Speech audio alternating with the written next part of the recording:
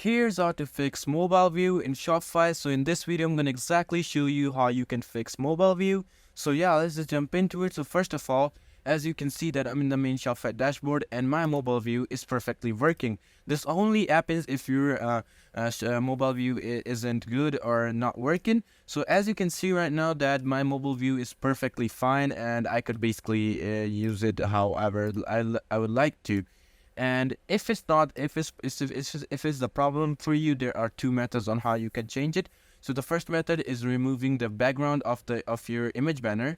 So let's say you have a image banner, just remove the background from it and it will be sorted. So I don't need to change my background or remove it because it's completely fine for me. But if it does, you should basically consider removing your background and it will work out. But if it's still doing this glitch and it's not fixed, so what you need to do is just go to these three dots right over here.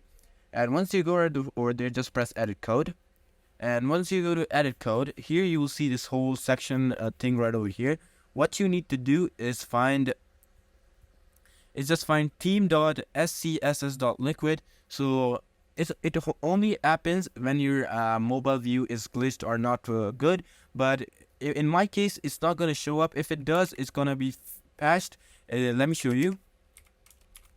Theme.scss.liquid. Yeah, as y'all can see, it's not showing up for me because my mobile view is basically fixed. But if it does show for you, I'm gonna show you the example. Just as you can see, this theme.liquid. What you need to do is just go ahead and press Control F, and you need to write mobile, all right, and press next. Once you press next, you'll find the mobile in the theme.scss settings. What you need to do after that is just copy this code which I'm gonna show you. So this code is exactly going to be in my description too. Just copy the code, this video for this example.